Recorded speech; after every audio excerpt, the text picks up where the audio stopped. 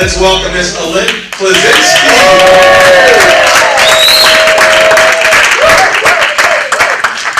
Good morning. Okay, so one tip I learned through school of ministry, not from pastor, but being up here, is don't ever lose your place in your Bible. So sticking my Bible exactly where I should be. Don't ever lose your place. Okay. I want to thank pastors for letting me come up here today. It's been a while. I'm excited. I've been preaching to kindergartners, so I'm excited to speak to you guys this morning.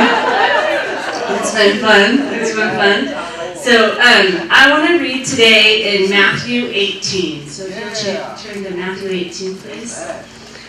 I've been reading through Matthew. I think my very first sermon was in Matthew. And I love the book, and I love his heart for the people that he's ministering to. And he really touches me where I've been through my whole life as I go through this book. I'm like, oh my gosh, that was me as a kid, and that was me as an adult, and that's me now. It's so awesome. So I want to start. I want to start in Matthew 17, verse 24, and then Matthew 18 will be my main scripture.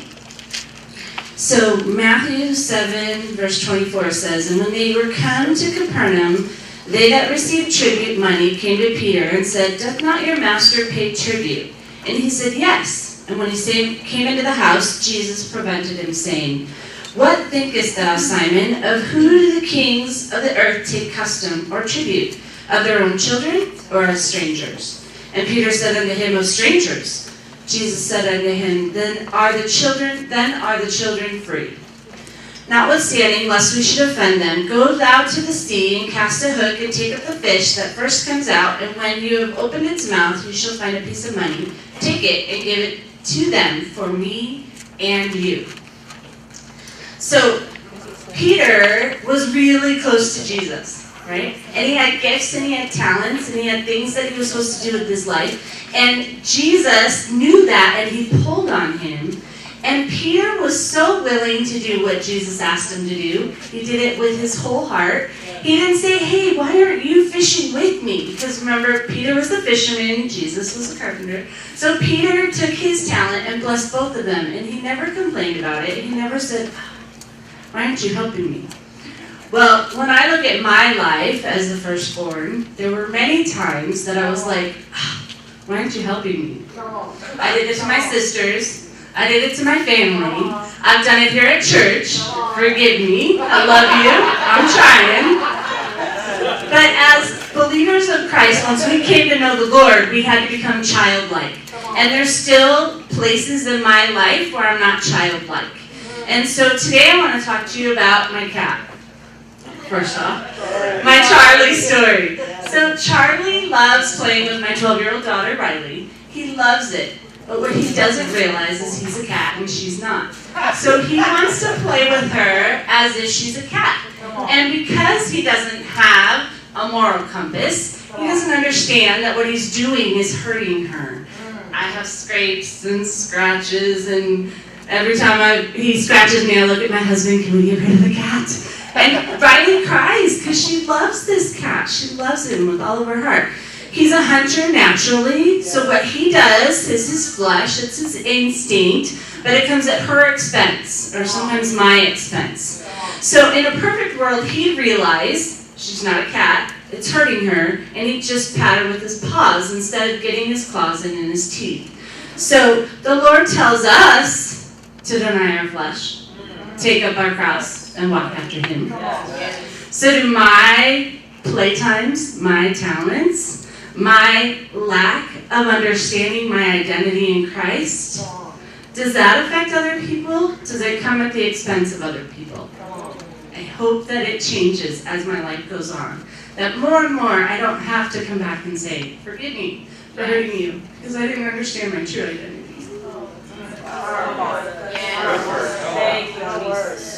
So at the same time this is happening, if you look at the very next words, it says at the same time. So as Peter is talking to Jesus, and Jesus is telling him the children are free, look at the kingdom, how it's supposed to work. The children are supposed to be free. So at the same time, the disciples come unto them and say, who's the greatest in the kingdom? Here we're back to kids, right? So they have the flesh part of the kids, they need the spirit part of being a kid. Tissue. I don't know, sneezing. Microphone. So they have the flesh part of being a kid. Who's the greatest? Am I your best love? Do you love me the most, Mom? I did the most for you, Dad. Do you love me the most? I'm the oldest. I do all these things. Do you love me the most? Right? They got that. They got that down, right? And Jesus says, calls a little child unto them and set him in the midst of them, and said, verily as I say unto you, except you be converted and become as little children, you shall not enter into the kingdom of heaven. Whosoever therefore shall humble himself as this little child, the same is greatest in the kingdom of heaven. And who shall receive one of such children, little child, in my name, receiveth me. So as Peter is learning his relationship with Jesus, and he's learning to become Christ-like and what it means to be in the kingdom, I think about kids, and when they go to birthday parties, they're like, oh my gosh, the gifts. Oh my gosh, let's go play with them, right? Everything that is at the birthday party, every single kid at that party wants to play with. And if the child was raised in a healthy home, they're like, oh yeah, let's go play. Because they know at the end of the day, those gifts are staying at their house. But they're going to have fun with their friends, and then they're going to take it home, right? So they celebrate what's given to everybody. And as children, it's such a blessing to see them play. There's not a parent that would say, no, you can't take that out right now, your friends are going to steal it, right? Because they know the heart. They know the heart of their friends, and they know the heart of their child. And they know that no matter what happens to the toy, broken or whatever, that they'll replace it, they'll take care of it, they'll protect their child, right? So as a big church, we need to remember, and I'm talking not just Kingdom Covenant, I'm talking the church as a whole, we need to remember what everybody receives is for the kingdom. It's not for this house, it's not for that house, it's not for this person, it's not for that ministry, it's for the kingdom, it's for everybody. And so when I come and I say, I don't know if I want to give above my tithe, or even give my full tithe, I'm not just protecting myself. I'm not just making sure that I have enough for tomorrow. I'm taking from the kingdom. And God has amazing things for the kingdom. But He needs us to give it. If you look at my daughter a few years ago, she would put money after, remember that? Money into the thing, into the offering, because she wanted something very specific. And she received it. It was amazing when she received it. Within 6 months, the Lord told her to give it away. Wow. That was the hardest thing for me as a parent. Because I watched her pray. I watched her pour into it. I watched her. I grew up in a broken home. I didn't have stuff.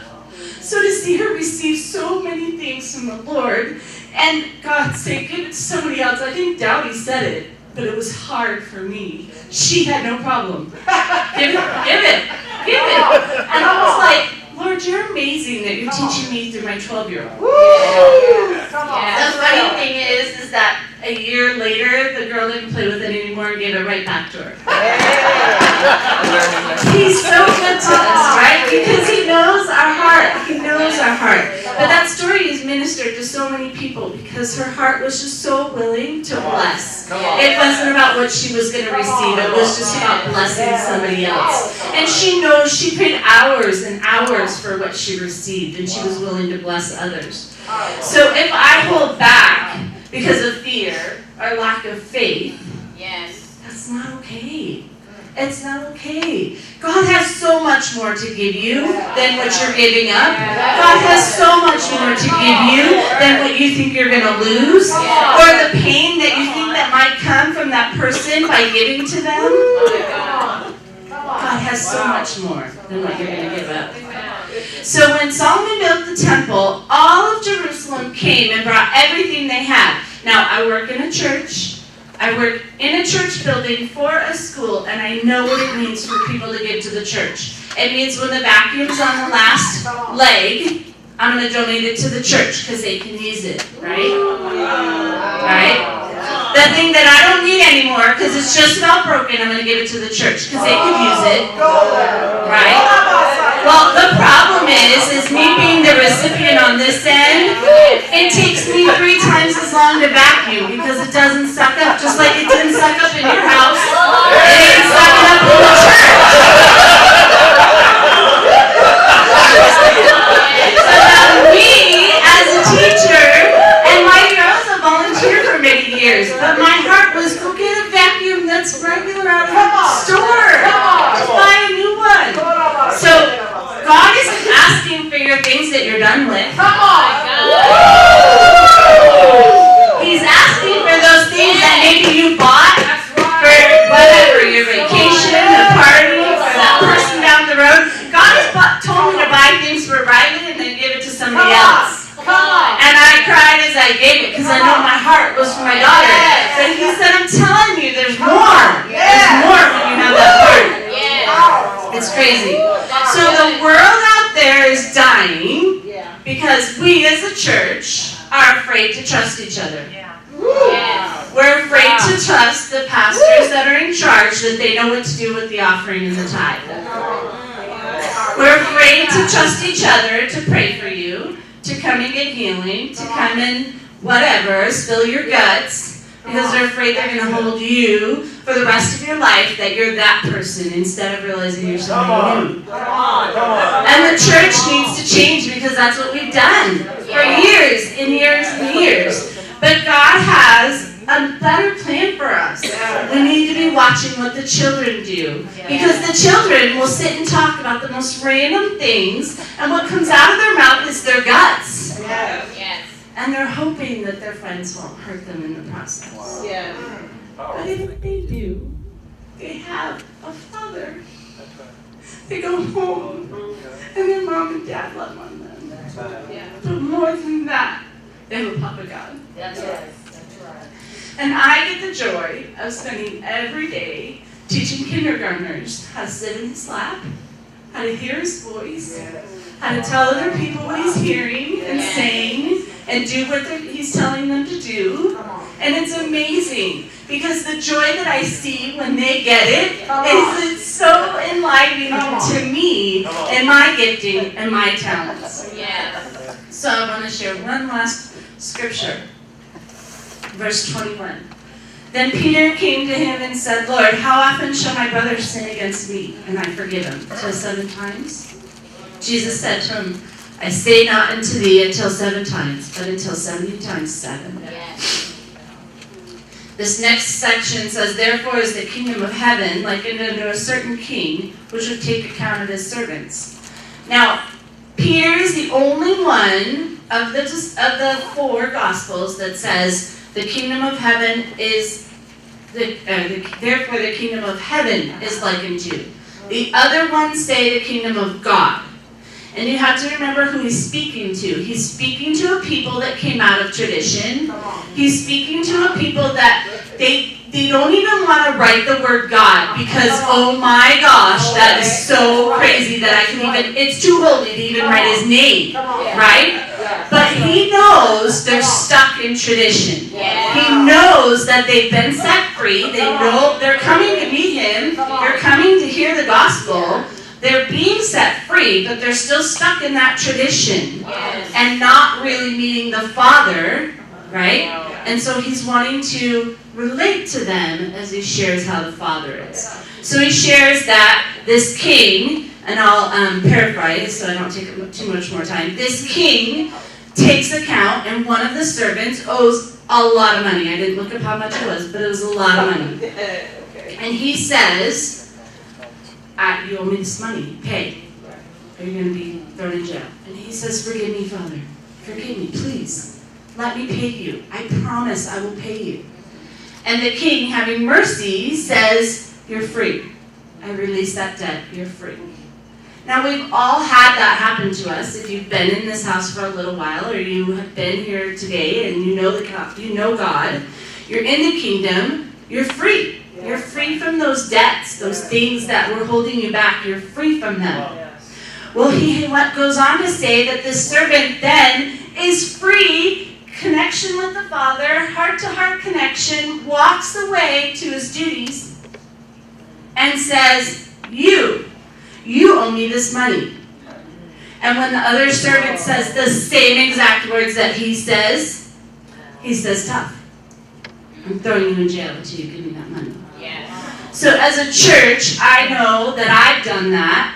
As an older sister, I know that I've done that. I had a lot of duties that I had to do, and I would get blessings from my mom and directions from my mom, and then I'd go do them, and I'd run over my sisters to do them. And I'd hurt my sisters. Don't you know what we have to do? Don't you get in line? We have to do it now. I've done it to my daughter. And God's changing my heart to see that if I'm free, this heart-to-heart connection needs to be more powerful than anything they owe me. They might owe me the world, but this connection is more powerful than that. And if I am so concerned because I don't understand this connection, I'm always going to hold them accountable for what they owe me. But when I understand this connection and I'm solid in my identity in Christ, I can go to this person who may not be connected that way and help them have that connection to God. Because that's the most important thing. God made me and my physical family the oldest. So as I grew up and my sisters came along, and I'm 6'2" and 6 months old when my dad left us.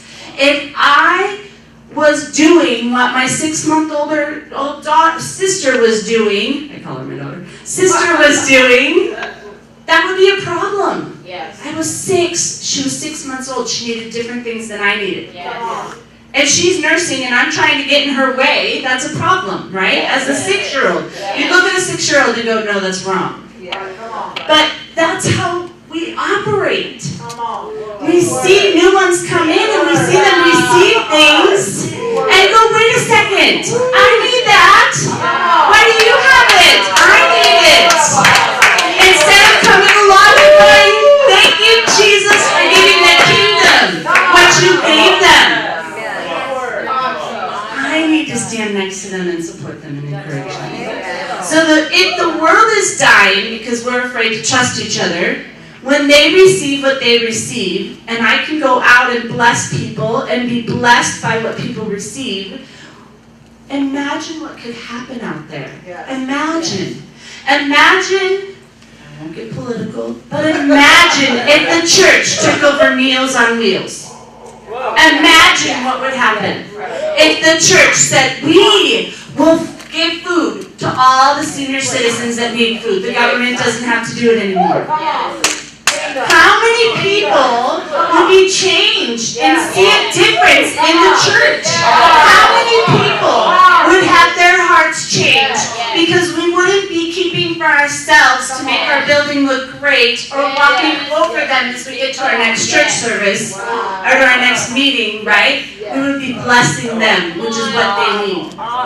So as a teacher, I get to do that. I encourage you to do that.